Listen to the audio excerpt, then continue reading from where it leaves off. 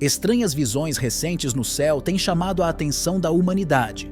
A Bíblia ensina que Jesus Cristo retornará vitorioso à Terra novamente. Muitos avistamentos estranhos no céu, incluindo anjos, enquanto nuvens e figuras provocavam um debate sobre sinais divinos e seres extraterrestres. Especulou-se que uma grande figura flutuante confundida com Jesus era uma tromba d'água ou um anjo e figuras humanoides voadoras no céu, gerando especulações e debates. A partir desses comentários, as pessoas imediatamente pensam em sinais do retorno de Jesus.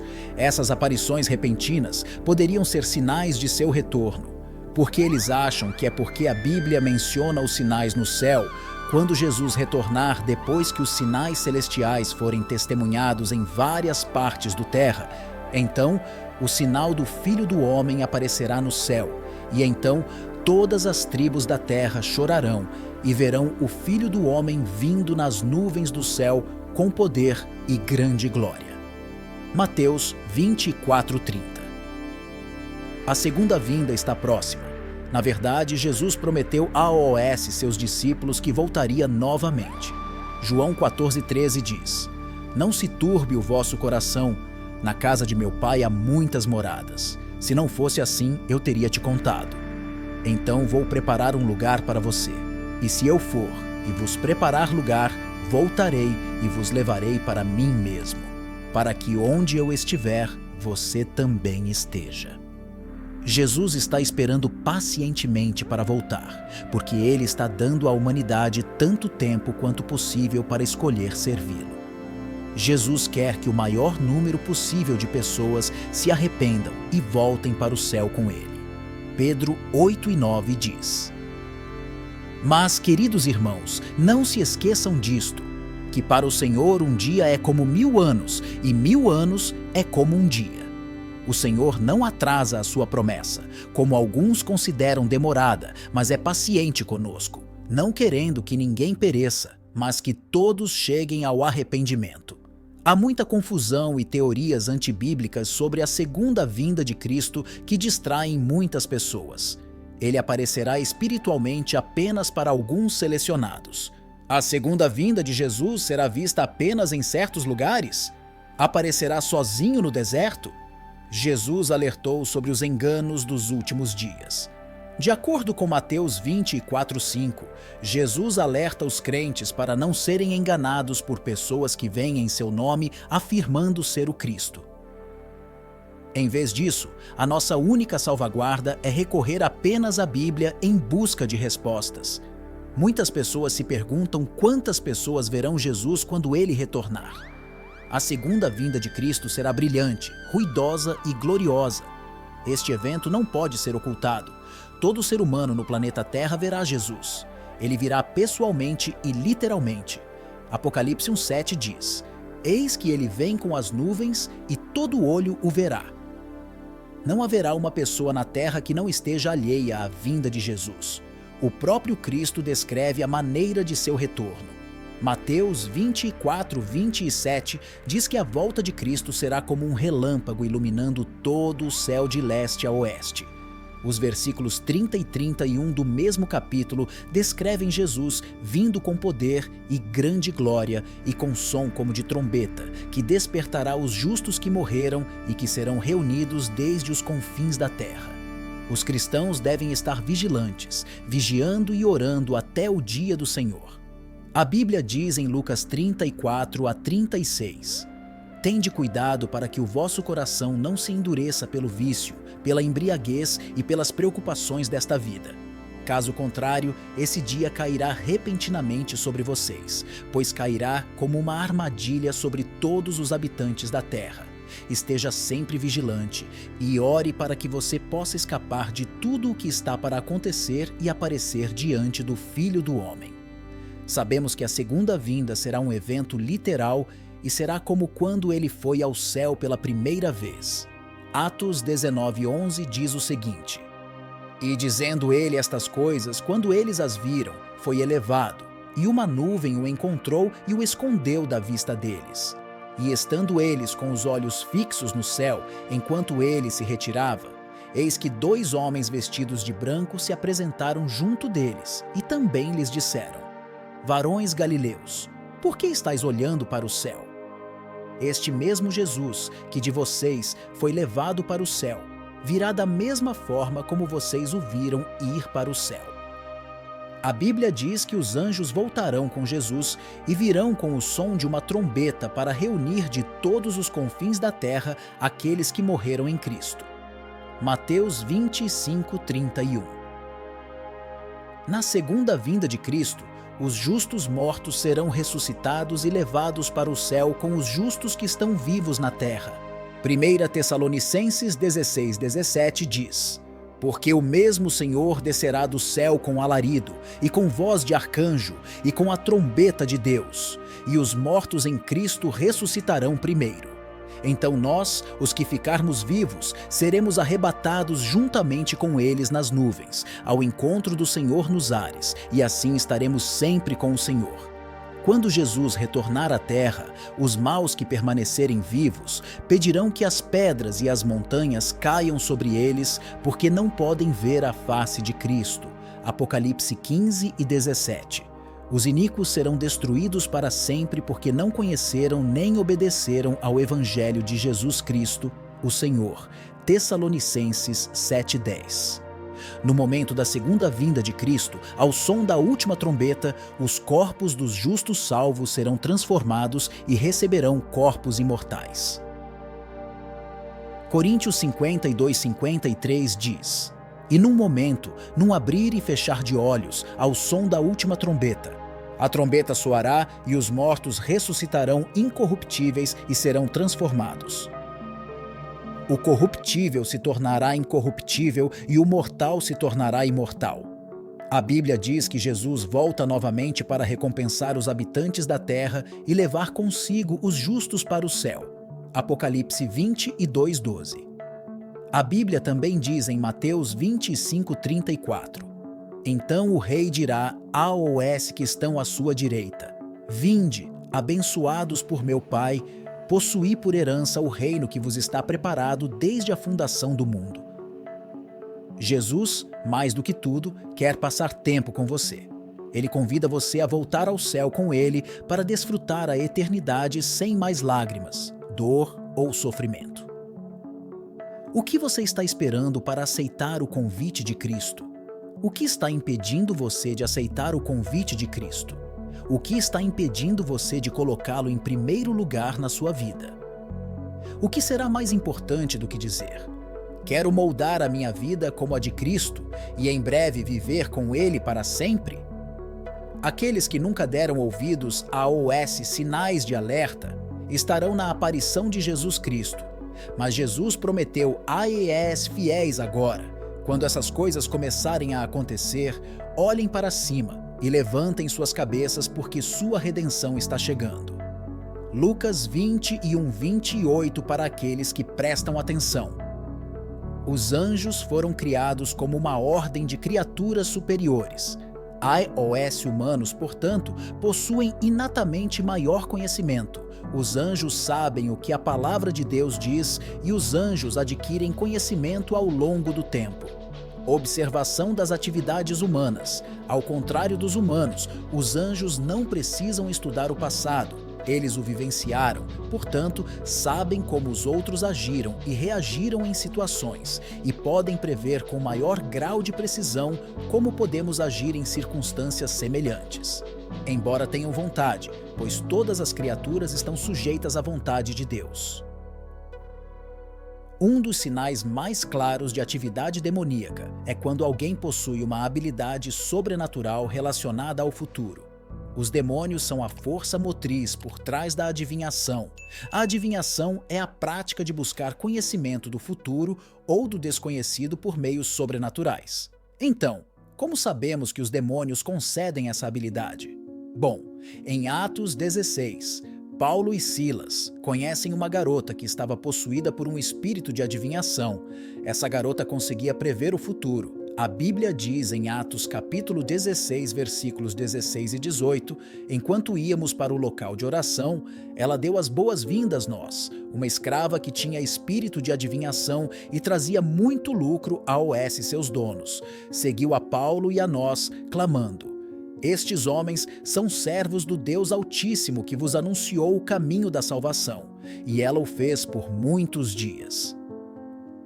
Paulo, muito zangado, virou-se e disse ao espírito: eu te ordeno em nome de Jesus Cristo, saia dela, e ele saiu naquela mesma hora. Essa menina tinha um espírito demoníaco que lhe deu a capacidade de prever o futuro e descobrir conhecimentos ocultos, e esse espírito teve que ser expulso. Então lembre-se de nunca fazer isso. Nunca se envolver com ninguém que tenha esse tipo de influência demoníaca. Como filhos de Deus, não devemos consultar ou nos envolver com videntes, quiromantes ou mesmo astrólogos.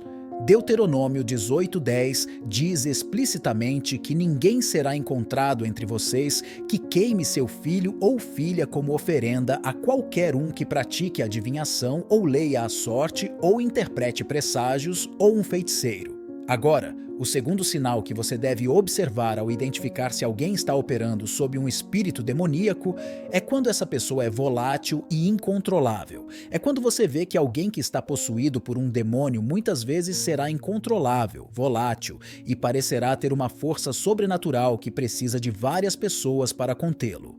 Marcos capítulo 5, versículos 2 e 4 diz: e quando Jesus saiu do barco, imediatamente saiu ao encontro dos sepulcros.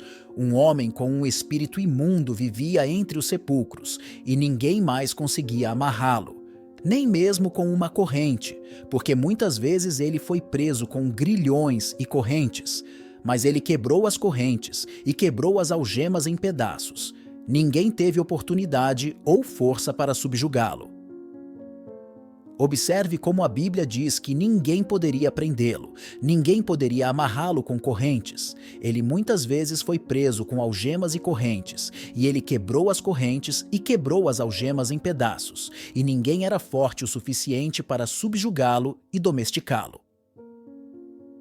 Este comportamento volátil e incontrolável é um sinal claro de influência demoníaca. Este comportamento é completamente oposto ao que a palavra de Deus ensina.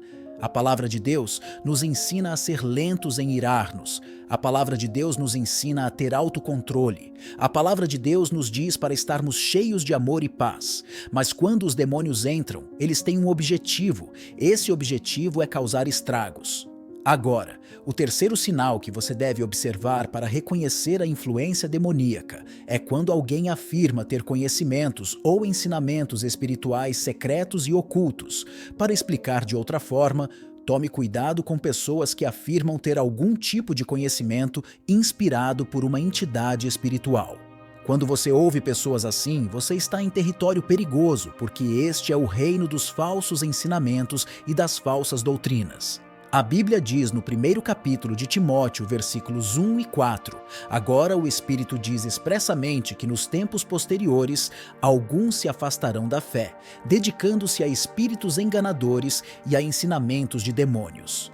Muitas vezes as pessoas cometem o erro de pensar que a possessão demoníaca significa violência e ruídos estranhos, mas deixe-me dizer-lhe que a possessão demoníaca pode ser sutil, pode ser encoberta, assim como o anjo de luz disfarçado. Uma pessoa sob a influência do mal pode se disfarçar de anjo de luz, ou pode vir até você sob um falso pretexto, mas ainda assim será um lobo em pele de cordeiro. Você precisa estar em oração e cheio do Espírito Santo, para que você pode ser uma pessoa com discernimento e sabendo que está possuída por demônios. Esses possuídos ensinarão falsas doutrinas, nunca falarão do Evangelho puro de Jesus Cristo, nunca falarão, pregarão ou ensinarão sobre o Evangelho do arrependimento. A Bíblia nos diz explicitamente para não acreditarmos em todo espírito, mas para testarmos os espíritos para ver se eles vêm de Deus, já que muitos falsos profetas têm saído pelo mundo. Como homens e mulheres cristãos de Deus, devemos ser ouvintes com discernimento, observadores perspicazes e leitores perspicazes de todas as mensagens. Vocês só conseguirão testar os espíritos quando conhecerem a palavra de Deus, quando conhecerem o Espírito Santo. Dessa forma, conseguirão discernir o que é verdadeiro e o que é falso. Por isso te encorajo a ser diligente e buscar conhecer o Senhor e seus caminhos, para que você nunca seja enganado. Deixe a palavra de Deus ser lâmpada e luz em seu caminho. Recentemente, um pastor disse a seguinte declaração: "Estou muito preocupado com a quantidade de falsos ensinamentos e falsos profetas que chegaram à internet. Cristãos vulneráveis os ouvem como se tudo o que eles dizem viesse da boca de Deus. Concordo com o que a Bíblia diz. Agora, a profecia bíblica nos alertou que antes do arrebatamento haverá uma grande queda da fé, e se fosse possível, os mesmos eleitos seriam recebidos. Agora, um aspecto crucial da nossa jornada como crentes é não apenas entender o engano, mas sim desmascarar o engano destes últimos dias, porque não é segredo que temos que navegar num mundo cheio de mensagens contraditórias, e nos são dadas falsidades tentadoras, mas é por isso que a Bíblia é importante. Ela nos dá sabedoria para discernir a verdade do engano. Quero dar-lhes 4 ilustrações de como o engano funciona neste mundo e por que é aceito por tantas pessoas. A primeira ilustração é o que eu gostaria de chamar de disfarce de camaleão. Imagine um camaleão se misturando habilmente ao seu entorno, adaptando sua aparência para esconder sua verdadeira identidade. Isso é semelhante a uma pessoa que parece cristã. Fala como cristã e pode até ir no que diz respeito a agir como um cristão quando você os vê, mas seus corações e suas intenções estão longe de Jesus Cristo. É assim que o engano nos últimos dias muitas vezes se apresenta de maneiras que imitam a verdade. O engano hoje torna difícil para uma pessoa distinguir entre a verdade e a mentira. Jesus nos alertou em Mateus 24:4, dizendo que aparecerão falsos messias e falsos profetas e farão grandes sinais e prodígios para enganar, se possível, até mesmo os escolhidos. Assim como o traje do camaleão exige uma observação cuidadosa, exige muita atenção. Nós também devemos estar vigilantes e criteriosos, buscando a verdade imutável que se encontra na palavra de Deus. A segunda ilustração é a miragem das ilusões brilhantes. Pense em um viajante atravessando um deserto árido e cansado. Ao longe aparece um oásis brilhante, prometendo alívio. Porém, à medida que o viajante se aproxima, The Mirage se dissolve, deixando decepção. Em 2 Timóteo 3:4, o apóstolo Paulo adverte que chegará o tempo em que os homens não tolerarão a sã doutrina, mas, para satisfazerem seus próprios desejos, reunirão ao seu redor um grande número de mestres para dizerem o que seus ouvidos ansiosos quiserem. Quer ouvir? O fascínio do falso ensino pode ser tão enganoso quanto uma miragem que nos deixa espiritualmente sedentos. O verdadeiro refrigério vem da água viva dos ensinamentos de Cristo. A terceira ilustração é o quebra-cabeça das meias-verdades. Agora imagine um quebra-cabeça com algumas peças faltando, a distância parece completo. Mas uma inspeção mais detalhada revela as lacunas, revela que as coisas estão fragmentadas e o engano incompleto muitas vezes envolve verdades parciais cuidadosamente tecidas juntos para criar uma narrativa convincente. Jesus enfatizou a importância do discernimento em Lucas 20:1-8, quando disse: "Cuidado, não vos enganeis, porque muitos virão em meu nome, alegando que eu sou ele, e o tempo está próximo. Não o sigam." Assim como um quebra-cabeça exige que todas as suas peças formem uma imagem coerente, devemos confiar no conselho completo da palavra de Deus para nos proteger contra o engano. Agora, a ilustração final não é tanto orientada para a compreensão do engano, mas sim para desmascará-lo, e gostaria de chamá-lo de menino da estrela polar. Considere os marinheiros navegando em vastos oceanos sob a orientação da Estrela do Norte. Quando você olha para a história da navegação no mar, antes do GPS e da tecnologia moderna como um dos mais simples. Os métodos para determinar a direção de um barco eram observar o movimento do Sol através do céu. Os marinheiros usavam a posição do Sol conforme ele se movia de leste para oeste para guiar sua rota. Ao meio-dia, eles poderiam determinar o norte e o sul pelas sombras. Os marinheiros tinham que literalmente olhar para cima para descobrir para onde estavam indo, assim como a palavra de Deus serve como nosso guia confiável e imutável através dos mares tumultuados do engano. O Salmo 915 nos garante que a tua palavra é lâmpada para os meus pés, luz para o meu caminho. À medida que a estrela do norte permanece fixa entre os céus em mudança, a verdade da palavra de Deus permanece inabalável, oferecendo clareza e direção num mundo cheio de confusão. Os últimos dias apresentam desafios únicos para todos nós, crentes, mas não precisamos ser vencidos pelo engano. Na verdade, deveríamos ser.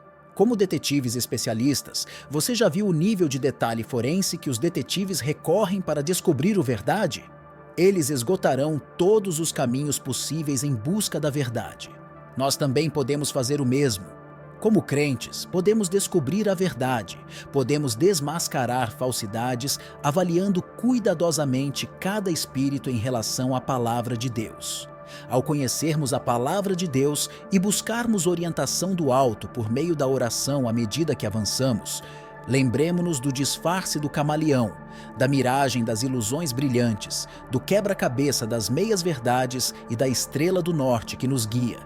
Permite que nossos discernimento a ser movido pela fé enraizada na palavra de Deus e fortalecida pelo Espírito Santo. Como nos disse o apóstolo Paulo em Efésios 6:14, permaneçam firmes, pois, com o cinto da verdade afivelado na cintura, ganhemos a verdade de Deus, protegidos do engano que busca descarrilar a nossa fé. Oro para que todos nós nos tornemos crentes vigilantes, expondo o engano com discernimento.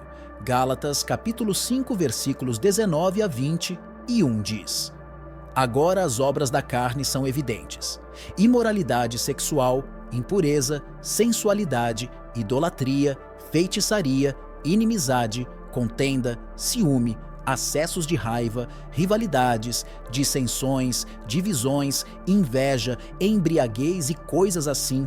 Eu os aviso, como já avisei antes, que aqueles que fazem tais coisas não herdarão o reino de Deus. Muitas pessoas não têm consciência de que o que comemos, o que ouvimos e vemos continuamente, tudo tem um efeito espiritual sobre nós. Algumas dessas coisas que tomamos para nos fechar e desligar o nosso sentido de consciência no espírito fazem com que somos complacentes, confortáveis e cegos ao esses esquemas do inimigo. E isso realmente nos coloca num estado de vulnerabilidade a ataques e influências de seres malignos. Um número significativo de cristãos evangélicos americanos veem o conflito entre Israel e o Hamas como parte de uma profecia bíblica, a segunda vinda de Cristo, ligando os acontecimentos atuais no Médio Oriente com interpretações das Escrituras. Uma leitura que parece ter algum sucesso entre mais setores extremos do Partido Republicano. Pelo menos é assim que Stephen Meehan, professor de História da Universidade da Geórgia, vê a situação numa análise recente da situação. Meehan nos lembra que durante séculos Israel tem sido um elemento central na escatologia do cristianismo evangélico. Teólogos protestantes, especialmente aqueles com tendências milenaristas, têm interpretado passagens específicas do Antigo Testamento, como as profecias de Isaías, para lerem que o retorno de Cristo ocorreria assim que o povo judeu retornasse à Palestina. Este pensamento levou os chamados sionistas cristãos a defenderem o retorno dos judeus à Palestina, criando grupos de pressão nos seus respectivos países para que os seus governos se posicionassem a favor desta causa. Com a criação do moderno Estado de Israel e o seu sucesso na Guerra dos 6 Dias em 1967, a crença de que Israel é o relógio de Deus foi reforçada, marcando o tempo até o fim dos tempos.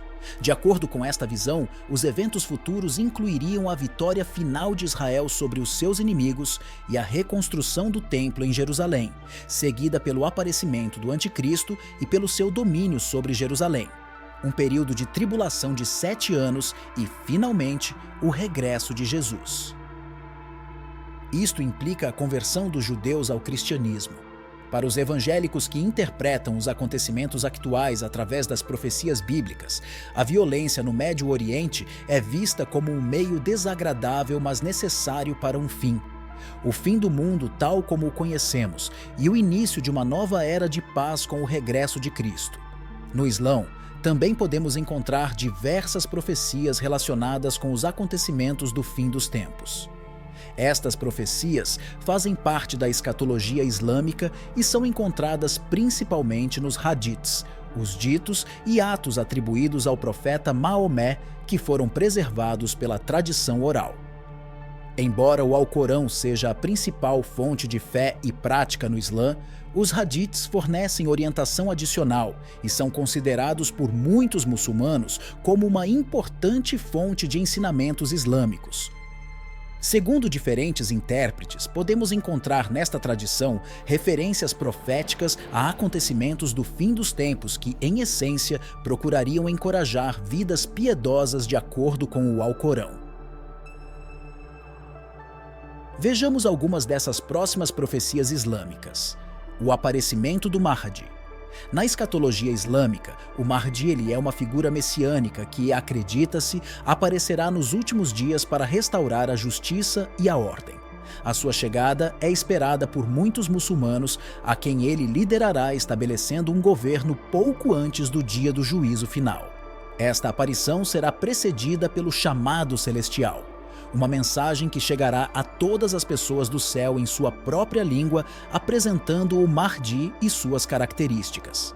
Aqueles que a interpretam literalmente apontam que no mundo de hoje, o veículo desta voz simultânea pode ser a internet. Quando isso vai acontecer?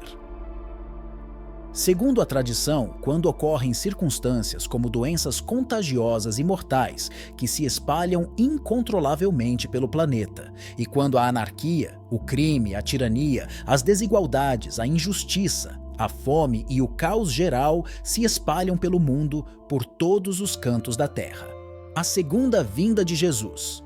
De acordo com as crenças islâmicas, Jesus é um profeta importante que descerá, como muçulmano, num momento próximo do dia do juízo. Ele lutará contra o falso Messias Al-Dajjal e trará paz e justiça ao mundo.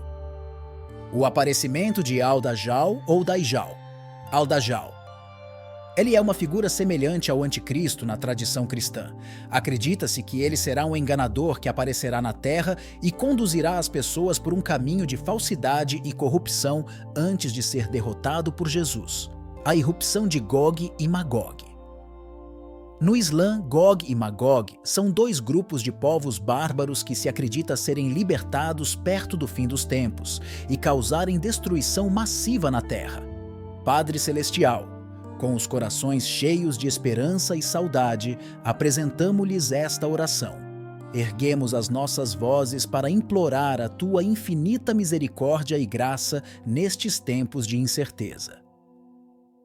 Oramos a você pela segunda vinda de Cristo, o cumprimento de sua promessa de redenção.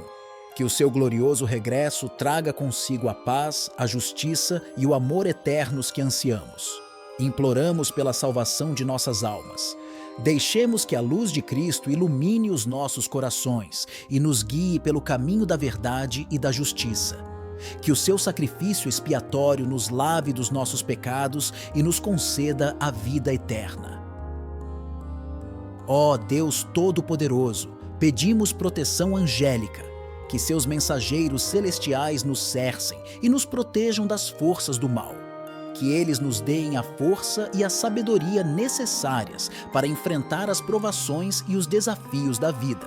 Com fervor, rezamos-te pela unidade da Igreja. Que todos os cristãos, independentemente da denominação, estejam unidos num só corpo sob a orientação do Espírito Santo. Que o nosso amor por Cristo nos impulsione a trabalhar juntos para construir um mundo melhor. Com fé inabalável, apresentamo-lhe nossas súplicas. Confiamos no seu poder e amor infinitos e aguardamos ansiosamente o dia em que o seu reino se manifestará na terra como no céu. Em nome de Jesus, oramos. Amém.